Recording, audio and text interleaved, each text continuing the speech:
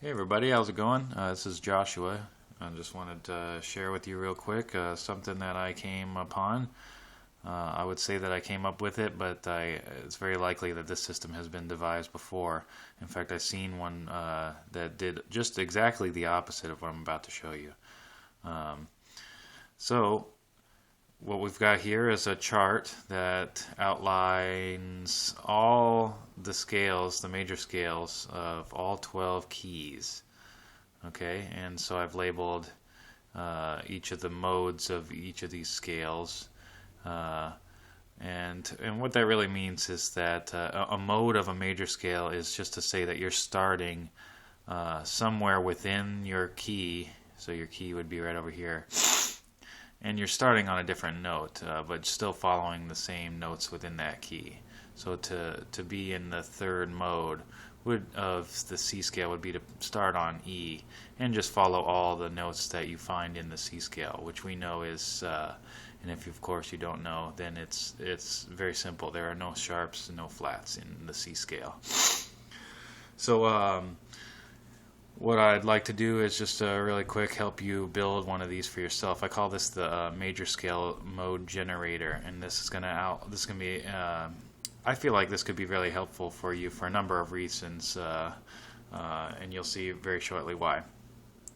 So to lay out your chart here, you're gonna want 8 sections for columns. So 8 going up and down. So you want to draw, I guess, 9 lines to make that happen for you.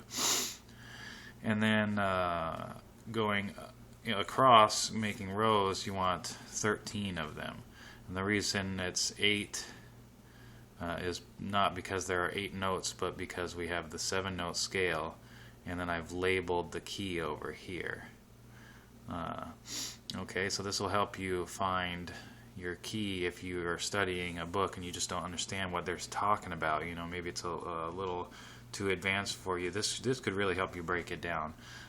Especially if, I mean, this is only for the major scale. You could make one of these for any scale you wanted and do it for all your keys, and so this gives you an idea of what you can really do at home to better your knowledge. Okay.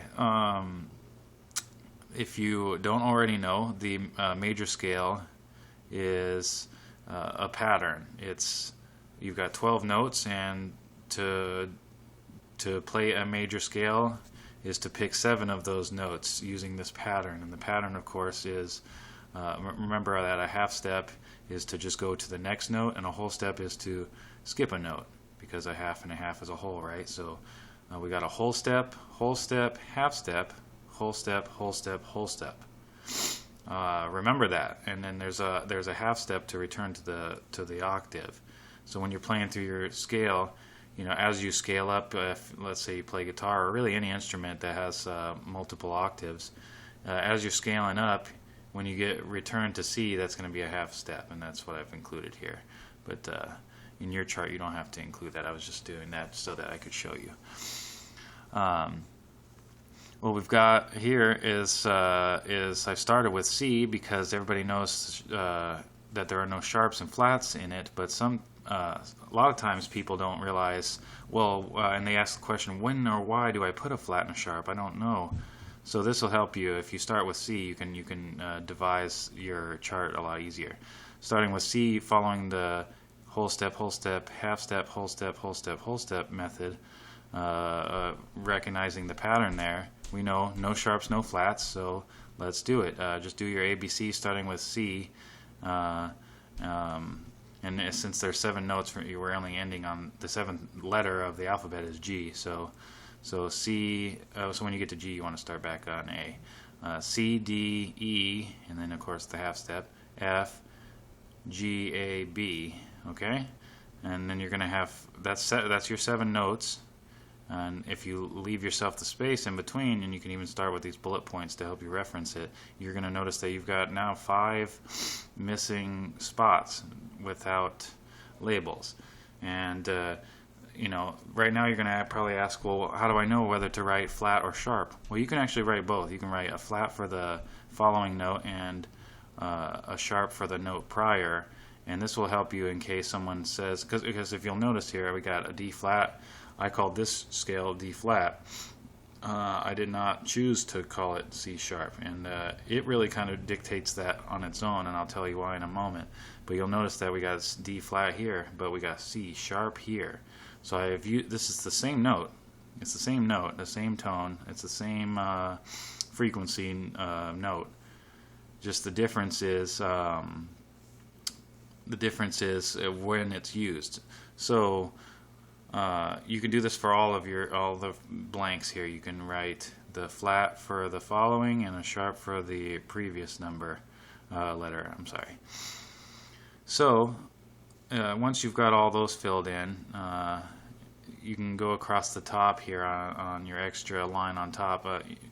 This one I would leave blank. That's what I did, just because we're labeling the rows and we're labeling the columns. On your column labeling, you're going to want Roman numerals 1 through 7, and here I've got the names of all the modes of the major scale already lined out for you.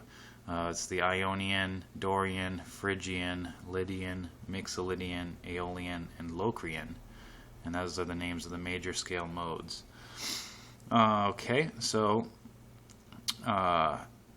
to fill in all your stuff here, you want to, so we already know the C scale, right? We talked about that. We already know it.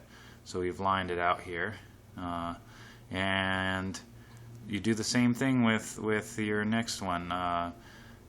Now, you notice I didn't use C sharp here. I used D flat. Why is that? Well, because take a look here. If you'll notice, everything here follows the system of the alphabet. We got A, B, C, D, E, F, G, and there's no repeating letters, right? Well, if we were to use the C sharp, we would end up with 2 repeaters. We would end up with 2 Fs, an F and an F sharp, because if you notice, G flat is F sharp. And we can't have that. That's redundant. We want to have as little redundancy as possible. And that's why you do it that way. A lot of people ask that question, why, and they don't get a response. Well, this is why. We want to have sort of this organized operation of alphabet. So everything is lined out this way. You'll notice that everything comes out this way. There's one exception that you can't. There's some redundancy you can't really avoid, and here it is right here. I've got this asterisk right here. You'll notice, see, I used flat for E, but then I used sharp for F sharp, and I used sharp for. Well, anyhow, you see, even B I have sharp. You know what I mean? What dictates that is pretty much you'll do your whole step, half step, whole step, whole step, whole step again, and you'll notice if you end up with the repeating notes, you're going to have some redundancy. So you want to use the other one, whichever one doesn't have repeating notes. In the case of G flat or F sharp, which are the same note, remember, we have. If you notice here, I used the sharp, and I still end up with a little bit of redundancy, and I'll show you what that means. E sharp, well, here's E. If we sharped it one time, which would be to move a half step up, well, what do you know? That already has a name. That's not, I didn't write E sharp here, did I? Well, let me tell you why that happened like that. Because if I were to have written out the flats, we would end up with 2 redundancies. We would end up with F flat, which is E, and we would end up with, I think it was C flat, which is B. And that's 2 redundant notes, and the least redundant of the 2 has E sharp, and that was the best we could do there. But if you'll notice, it follows, both of them will follow this A, B, C, D, E, F, G method here, but just one of them is less redundant than the other. Okay, so once you've followed your pattern for each of these, and you want to do it for each of these too in order to derive your scale, this is going to lay out all of your scales, and that is a huge relief and of great benefit to you, because now you know which notes. It's kind of like knowing which notes not to play, only so now you're leaving out certain notes. So like we know that D has 2 sharps in it. It has F sharp and C sharp. For more understanding of when Mathematically, why does this happen like this? You can check out this circle of fifths. It's going to be highly beneficial to your answering why does that happen. Why do we care how many sharps are in it, and when does it matter to say sharps and flats? The circle of fifths is going to really help you with that. But for the sake of this discussion, we're just going to keep this about modes. Okay, so I've already told you that you can start on any note you want within your scale, and you have not changed keys if you're still playing all the same notes within that scale. You've nearly shifted your root note. Okay, so if you're in the G mixolydian, that's a C. That's your key of C still. Okay, and this is the same as true in any of these. And let me give you an idea of how you can use this chart to better understand what's going on when you're playing. Let's pick one that's really easy. F. Okay, a lot of people use F, and a lot of people use E. A lot of people use, most of the ones that don't have sharps and flats are a lot of times what you end up with. But let's just pick F just to pick one, and I want to know how I can be relevant if I go up, to the fifth position. So the fifth position would be the mixolydian of this scale. So your F major scale, these are the notes within the major scale, and here is where we're starting with mixolydian. So we go down, we meet in the center, and we know that if we want to stay in the key of F and play a mixolydian, we're going to be our root note is going to be shifted to C. Now we don't have to shift our root note in order for this information to be useful.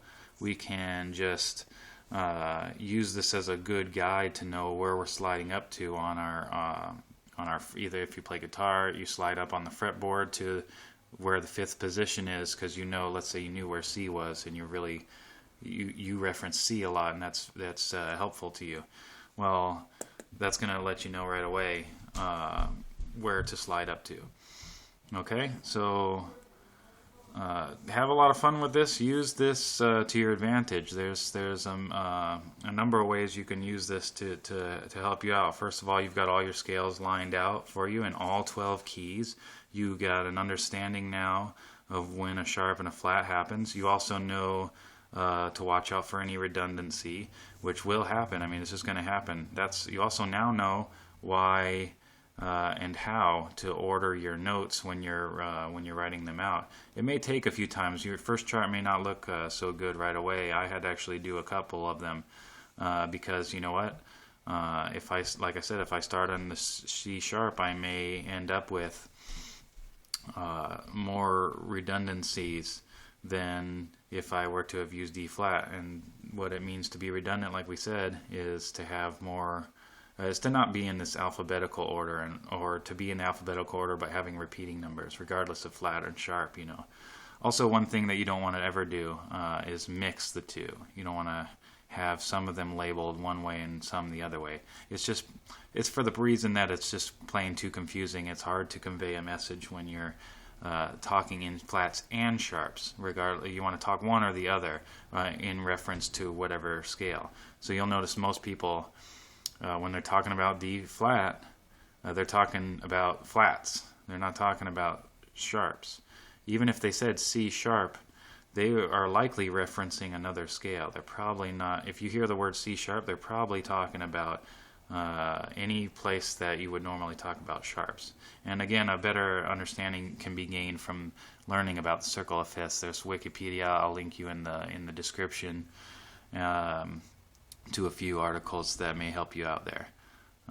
In the meantime, enjoy your major scale mode generator. I had a lot of fun with this so far, and it's really teaching me a lot about what I can do and helping me gain a better understanding of all this.